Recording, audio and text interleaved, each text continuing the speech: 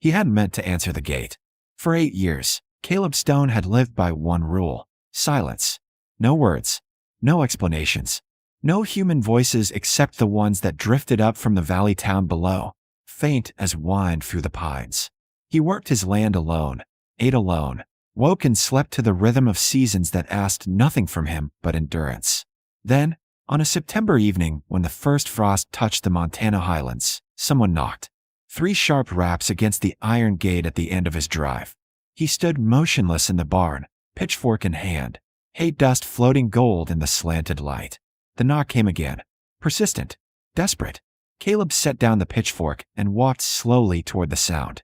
Through the gate's iron bars, he saw her. A woman, maybe 30, leaning heavily against the post. Her dress was torn at the hem, caked with mud and pine needles. Blood streaked down her left arm. Her dark hair hung loose and wild around her face. She looked up at him with eyes so tired they seemed to carry years instead of hours. "Please," she whispered. "I've been walking since dawn. I'm lost." He stared. She swayed, catching herself against the gate. "I don't need much. Just water. Maybe directions back to Ridge Falls." Ridge Falls was 40 miles south. She had wandered far. Caleb's hands tightened on the gate. Every instinct told him to turn away, to point down the road and retreat into his silence. But something stopped him. Maybe it was the way she didn't beg, didn't demand, just stood there, shaking, waiting for mercy or rejection with equal readiness. He unlocked the gate. Her eyes widened in surprise. He gestured toward the cabin, then started walking. After a moment, she followed. Inside, the cabin was spare but clean. A stone fireplace, a wood table, 2 chairs, shelves lined with preserves and books. He motioned her toward a chair and fetched a basin of water, clean cloth, iodine. She sat carefully, cradling her injured arm. He knelt and began cleaning the wound. A deep scrape from wrist to elbow, dirt embedded in torn skin. She flinched but didn't pull away. "Thank you," she said softly. He didn't answer, didn't look at her face, just worked steadily, methodically. "My name is Charlotte Webb," she continued. "I was traveling to Ridge Falls to meet my brother. The stagecoach broke an axle 20 miles back. The driver said he'd return with help, told us to wait. But when night started falling and he hadn't come back, I got scared. I thought I saw a road. I started walking." Caleb wrapped her arm in clean bandages, his hands careful and sure. "I walked all night," she said. "By morning, I didn't know where I was anymore. Just kept going uphill, hoping to see the town from higher ground." Her voice cracked slightly. "I haven't eaten since yesterday noon." He stood and ladled stew from the pot hanging over the fire. Set it before her with a spoon and a thick slice of bread. She stared at the food, then at him. "You're very kind." He turned away, busying himself at the wash basin. Charlotte ate slowly, carefully, like someone who had learned not to take things for granted. When she finished, she looked around the cabin. No photographs, no personal items, just functionality and order. "Do you live here alone?" she asked. He nodded once. "It's beautiful country," she said. "Lonely, though." Something in his jaw tightened. She studied him more closely now. Tall, broad-shouldered, weathered by sun and work. His beard was neat, his clothes worn but clean. His eyes were gray as storm clouds, and they carried something she recognized. Grief. "I apologize," she said quietly. "I don't mean to pry." He shook his head slightly. Not angry, just guarded. As darkness fell, he built up the fire and brought her a blanket. Pointed to the bed in the corner, then to himself and the floor. "I can't take your bed," she protested. He simply laid out his bedroll near the hearth and turned his back. The conversation finished without words. Charlotte lay awake a long time, listening to the wind move through the pines. She had stumbled onto this man's land by accident, desperate and lost. He had taken her in without hesitation, but he had not spoken a single word. Morning came cold and bright. Charlotte woke to the smell of coffee and frying bacon. Caleb stood at the stove, his back to her. She sat up slowly, testing her arm. Still sore, but the bleeding had stopped. "Good morning," she said. He glanced over his shoulder, nodded, and poured coffee into a tin cup. Set it before her along with a plate of food. They ate in silence. Not awkward silence, but something deeper. The quiet of 2 people who understood that words were not always necessary. After breakfast, Caleb fetched a map and spread it on the table. He He pointed to a spot high in the mountains, his land, then traced a route south and west toward Ridge Falls. That far? Charlotte breathed. He nodded. The stagecoach driver must have sent help by now, she said. My brother will be worried. Caleb walked to the window, studying the sky. Then he turned and made a gesture, 2 fingers walking, then a shaking motion. She frowned, trying to understand. He repeated it, more emphatically. You're saying, I can't walk it? He nodded. Then how? He pointed outside toward the barn. She followed him into the morning light. Inside the barn stood a sturdy roan mare, saddled and ready. You're lending me your horse? Charlotte asked, astonished. He nodded. Tears pricked her eyes. I'll bring her back. I promise. But Caleb was already shaking his head. He pointed to himself, then to the saddle. Understanding dawned. You're taking me yourself. He met her gaze steadily. Something passed between them in that moment. A recognition that neither could name but both felt. She had been lost. He had been silent. And somehow, without a single word, he had already begun to save her. They rode south through country, so wild it felt like the edge of the world. Charlotte sat behind Caleb on the roan, one hand gripping his coat for balance. He guided the horse with steady confidence, navigating trails she never would have found alone. The silence between them felt enormous at first, but as the miles passed, it began to change. She stopped trying to fill it. Instead, she watched. The way he studied the horizon before choosing a path. The way his hand moved gently along the mare's neck when the trail grew steep. The way he paused near a creek to let the horse drink, his eyes scanning the tree line not with fear, but with the deep awareness of someone who had lived alone long enough to hear what others missed. By midday, they stopped to rest beneath a stand of cottonwoods. Caleb unpacked bread and dried meat, handing her a portion without ceremony. You're a good man, Charlotte said quietly. He didn't respond, just chewed slowly, gaze fixed on the distant mountains. She tried again. How long have you lived up there? He held up 8 fingers. 8 years, she murmured. That's a long time to be alone. His jaw tightened slightly. He stood, brushing crumbs from his coat, and moved toward the mare. Charlotte rose quickly. I'm sorry. I shouldn't have. He shook his head. Not angry. Just done. They rode on. As afternoon shadows lengthened, the trail grew rougher. The mare stumbled once on loose stone, and Charlotte's grip tightened instinctively around Caleb's waist. She felt him steady the horse, felt the strength in his frame, and realized something startling. She felt safe. For the first time since the stagecoach broke down, since she'd wandered lost through the dark, since her entire life had narrowed to survival, she felt safe. But just as that realization settled, Caleb pulled the mare to a sudden stop. Charlotte leaned to see past his shoulder. 3 men sat on horseback across the trail ahead. They were rough-looking, unshaven, their clothes stained with travel and something darker. The one in front grinned, showing broken teeth. Well, now, he drawled. What do we have here? Caleb said nothing. His hand moved slowly toward the rifle strapped to his saddle. Easy, friend, the man said. We're just travelers like you. Saw your camp smoke earlier. Thought maybe you'd share what you got. Charlotte's heart hammered. These were not travelers. These were men who took what they wanted. We don't want trouble, she said, her voice steadier than she felt. The second man laughed. Hear that? The lady's polite. The leader's eyes narrowed on Caleb. You ain't said nothing.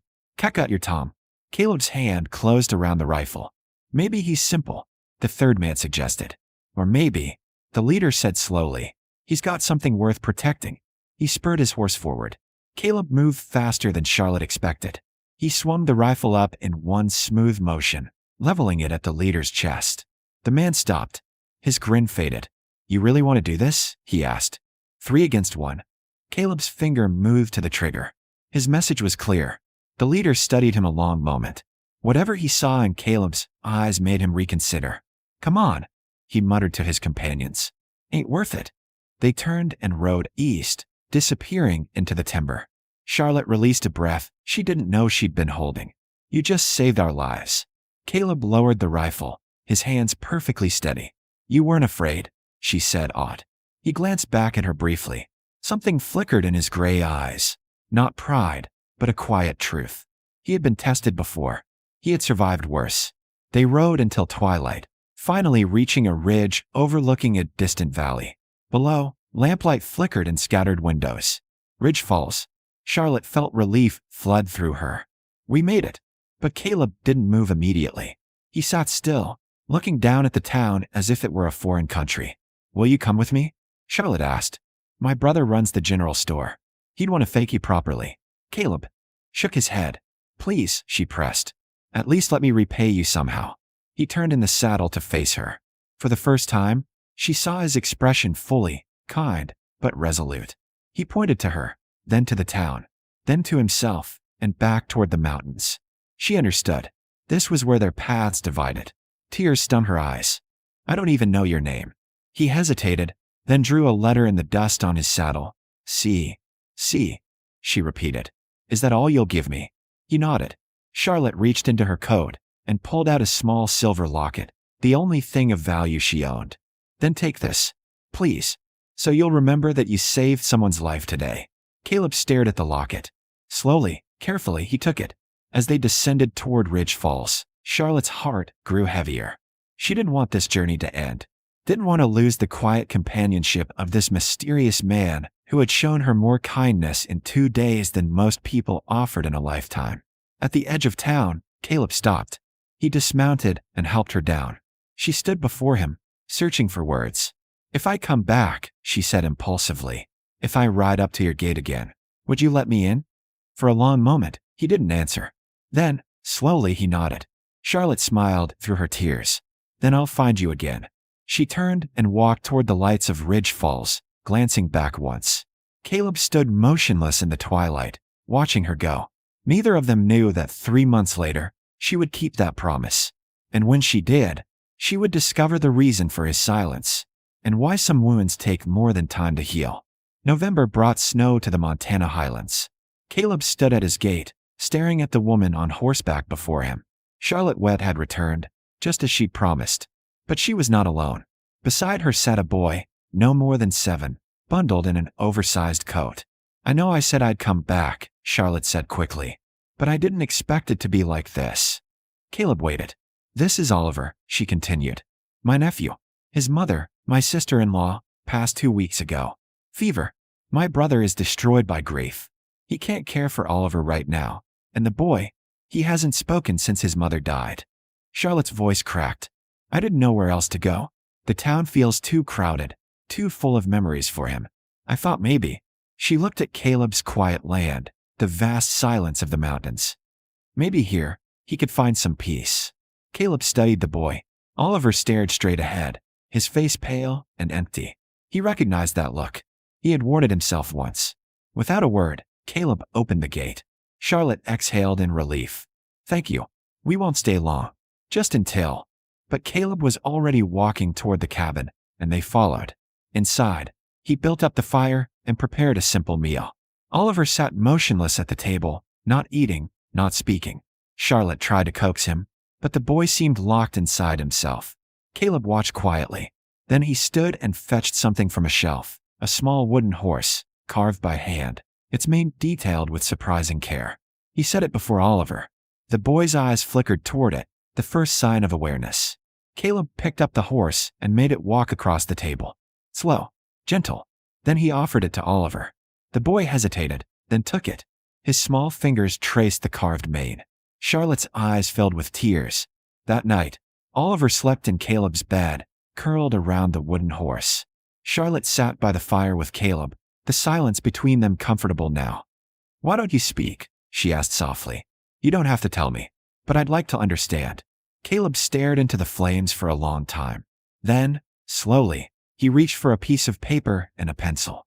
He wrote carefully, his handwriting rough but legible. My wife and daughter died. Fire. I was away. When I came home, it was too late. I screamed their names until my voice gave out. When it came back, I couldn't bear to use it. Every word felt like a betrayal. So I stopped. Charlotte read the note twice, her heart breaking. 8 years, she whispered. He nodded. You've been punishing yourself. He didn't deny it. She reached across the space between them and took his hand. They wouldn't want this for you. His fingers tightened around hers. For the first time in 8 years, Caleb felt something crack inside the wall he'd built. A small fissure, but real. The days that followed fell into a rhythm. Charlotte helped with the chores. Oliver followed Caleb everywhere, silent but watchful. Caleb showed him how to feed the chickens, how to stack wood, how to carve simple shapes from pine. The boy still didn't speak. But slowly, life returned to his eyes. One afternoon, while Caleb and Oliver mended fence, the boy stopped suddenly. He pointed to the sky where an eagle circled. Caleb nodded. Beautiful, he mouthed. Oliver smiled. Small, but genuine. That night, Charlotte found Caleb sitting on the porch, staring at the stars.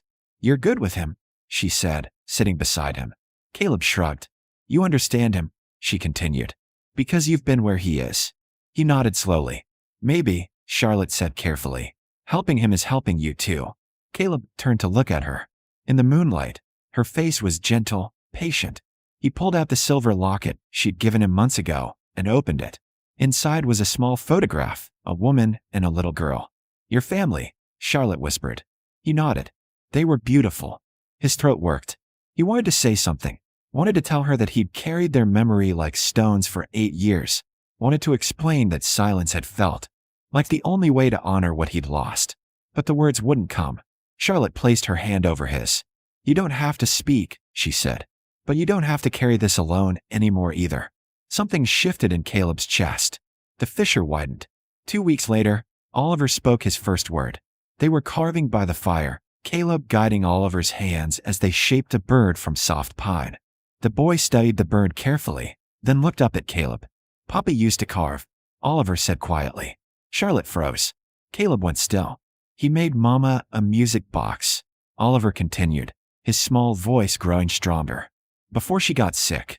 Tears slid down Charlotte's face. Caleb set down his knife. He knelt before Oliver and placed a gentle hand on the boy's shoulder. Oliver looked at him. "Do you miss them?" Caleb's breath caught. He nodded. "Me too," Oliver whispered. And then the boy did something that shattered Caleb completely. He leaned forward and hugged him.